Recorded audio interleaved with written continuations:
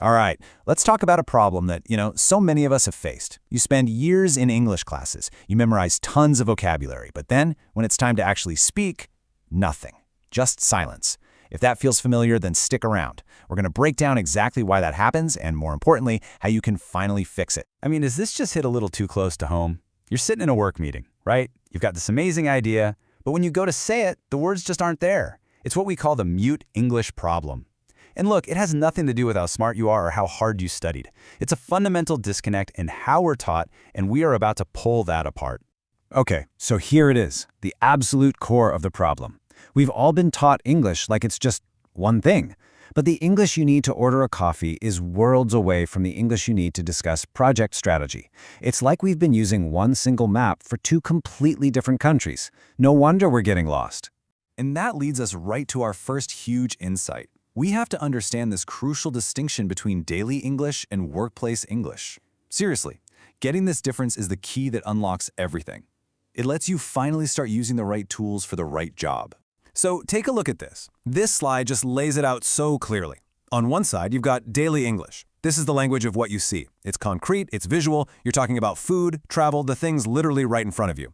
But then you have workplace English. That's the language of what you think. It's totally abstract. We're talking opinions, strategy, analysis. You're not describing a cup, you're explaining a quarterly forecast. Trying to learn both of these with the exact same method, it's like trying to use a hammer to screw in a light bulb. It just doesn't work. So what's the fix? How do we bridge this huge gap? Well, it all starts with a really simple but incredibly powerful shift in your mindset. We have to stop collecting individual words like they're stamps in a book and start learning them in the phrases where they actually live and breathe. And that brings us to this idea of a chunk. So, what is a chunk? It's just a group of words that native speakers naturally use together all the time. Think of them like little prepackaged phrases. When you learn this way, you get context, you get fluency, and you start to sound so much more natural. Okay, let's take a look at the old way. You see this object, and your brain just gives you the one word you memorized from a list. Helmet. Right? It's correct, sure, but it's isolated. It's floating in space. It doesn't really help you say anything meaningful about it. But now, look at this. This is where the magic happens. Instead of just helmet, you learn the chunk, a lightweight, durable, orange helmet. All of a sudden, bam, you have this rich descriptive phrase that's ready to go. You haven't just learned what it is, you've learned how to talk about it. This right here, this is the secret. All right, let's get practical. How do you actually apply this to your daily, everyday English? Well, the method is beautifully simple. What you see is what you get. We're going to turn the world around you into your own personal language lab. We call this the see and learn method. It's just 4 simple steps. 1, you see something in your daily life. 2, you snap a picture of it with a photo recognition app. 3, the app gives you not just the word, but those valuable related chunks. And 4, and listen, this is the most important part, you use it. Right away, say it out loud. That active use is what makes it stick in your brain for good. And to put this into practice, here are a couple of apps you can try. CamWords is awesome. It's fast, simple, no VPN needed, and it saves your search history so you can review later. For something a bit more powerful, Google's Little Language Learning is amazing. It can identify multiple things in one photo, and you guessed it, it gives you those rich, descriptive chunks we keep talking about. Okay, so that's daily English. Now let's tackle the big one, workplace English. Obviously, you can't just take a picture of market synergy, right? So for this, we need a totally different approach. We have to focus on mastering specific scenarios. I mean, come on, how many times have you been in this exact situation on a video call? Your internet glitches for a second. This is a perfect example of a workplace scenario.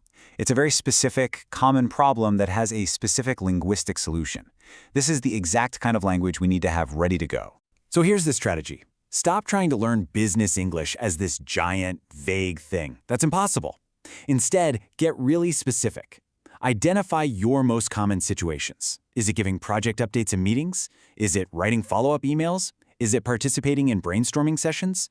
Focus on mastering the exact chunks and phrases you need for those specific moments. So, what's the best tool for this job? Let's break it down. You've got AI tutors like HiEcho, which are fine for general chit-chat, but they're often way too random for a professional who needs specific phrases for a meeting tomorrow. Then you have other AIs that might just give you a list of sentences, but with no audio or real-world examples.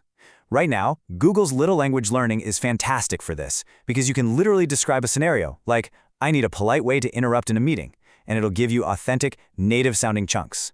The main downside is you might need a VPN, but for this kind of targeted scenario-based learning, it's a real game changer.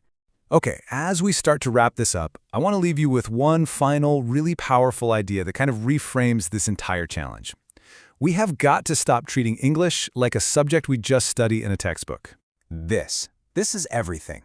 Language is a skill. It's just like playing the guitar or riding a bike. You can read every single book about it, but you don't truly know it until you do it.